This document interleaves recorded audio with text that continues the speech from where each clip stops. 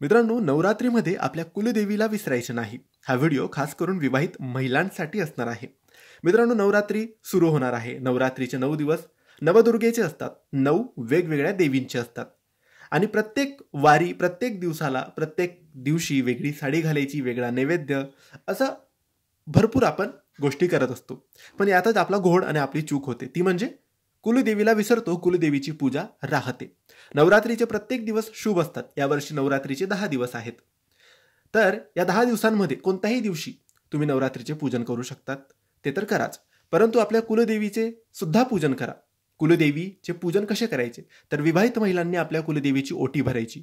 आपल्या घरच्या घरी साध्या सरळ पद्धतीने तुम्ही तुमच्या कुलदेवीला पाटावर, चौरंगावर ठेवा. त्यांची मूर्ती किंवा टाक किंवा फोटो आणि त्यांच्यासमोर ओटी भरा. गोडधोड नैवेद्य करून दाखवा. कुलदेवीला प्रार्थना करा. चूकभूल झाली तर माफ करा असं म्हणा आणि ती ओटी भरा, पूजन करा. कारण नवरात्रीचे 9 दिवस खूप महत्त्वाचे आणि खास असतात देवींसाठी. आणि नवरात्रीमध्येच आपल्या कुलदेवीचे सुद्धा पूजन झाले पाहिजे. जमलं तर कुलदेवीच्या जागी, तिथे ठिकाणी, त्या गावी जाऊन त्यांचे दर्शन सुद्धा घ्यावे. पण भरपूर लोकांना हे शक्य नसतं, जमत नसतं. तर मग विवाहित महिलांनी आपल्या घरीच कुलदेवीची ओटी भरायची. आणि विवाहित महिला नसेल, विधवा असतील किंवा अविवाहित असतील, त्यांनी फक्त पूजन करायचे आणि नैवेद्य दाखवायचा आणि प्रार्थना करायची. साध्या सरळ पद्धतीने घरच्या घरी होणारा हा कार्यक्रम, ही विधी, ही पूजा आहे. खूप मोठा होम हवन किंवा पूजापाठ करण्याची गरज नसते. फक्त विवाहित महिलांनी आपल्या साध्या सरळ पद्धतीने ब्लाऊज पीस, साडी, फळ, गहू तांदूळ टाकून ओटी भरायची असते.